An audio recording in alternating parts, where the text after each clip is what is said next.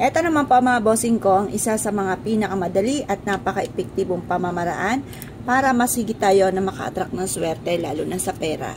Maglagay po kayo ng ganito mga bossing ko, ayan, sa inyo pong bag mga bossing ko, ng pouch ng asin or kaya sa plastic mga bossing.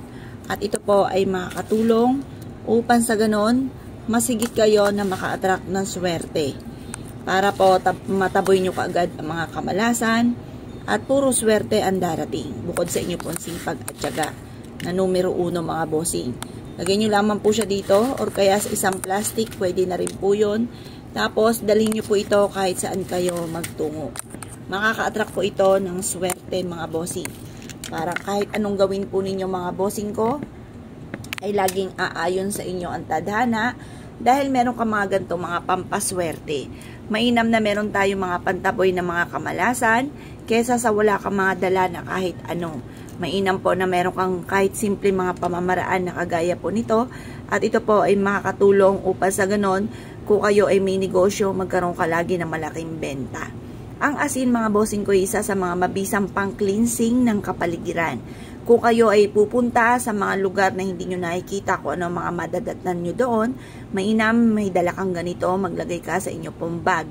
Kapag po ito ay natunaw, ay itapon nyo lamang po yung plastic o yung ganito mga bossing.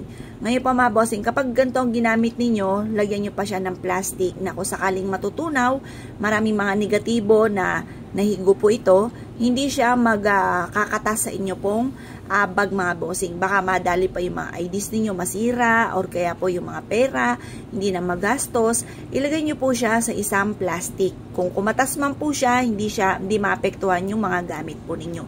Ito po isa sa mga mabisang pang-cleansing ang ating asin. Proven po ito na napakaswerte. Kaya kung ikaw ay mahilig sa mga pampaswerte at na-issue po na araw-araw na maswerte, tuloy-tuloy ang pasok ng swerte, malakas ang negosyo, kayo po ay laging i-adya kung saan lagi kayo suswertihin. Ang pouch ng asin na ito ay makakatulong mga bossing ko upang sa ganon ay magtuloy-tuloy ang pasok ng swerte. Ilalagay lang natin to sa ating pong bag mga bossing at ito po ay magugulat kayo sa mga blessing na darating matapos nyo po itong ilagay sa inyo pong bag. Kung ikaw ay naniniwala at mahilig sa mga pampaswerte, bukod sa inyo pong sipag at tiyaga at pananalig sa mahal na Panginoon, ay mainam na sabayan nyo ng ganito. At ito pa mga bossing ko, mawiwili ka na gawin po ito kahit matunaw po yan dahil kung halimbawa sa mga unang linggo, mapapansin ninyo po yan na yung mga pinuproblema ninyo unti-unting nasusolusyonan or kaya po yung mga tina-target ninyo, halimbawa meron kayong negosyo na nagba-buy and sell ka, nagkakaroon ng mga magagandang resulta or kung ano man po yung mga nirarakit ninyo, mananaya po kayo ay nakakatama, yung mga ganyan, napakatagal nyo nang tumataya pero hindi ka nakakatama. Subukan nyo po ito at ma-amaze ka sa mga blessing na darating mga bossing. Kaya kung kayo pinaniwala at na-issue po itong gawin mga bossing, good luck po sa inyo po lahat. Ayan, ganyan lang po ang gawin nyo. Tapos ilagay nyo po ito mga bossing ko sa inyo pong bag. Pero bago nyo siya ilagay, lagyan nyo sa isang plastic at baka matunaw.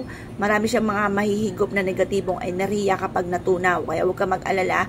Tapon nyo lamang, tapos paltan nyo ulit ng panibagong asin. Ang gamitin na lamang yung mga ordinaryong asin mga bossing.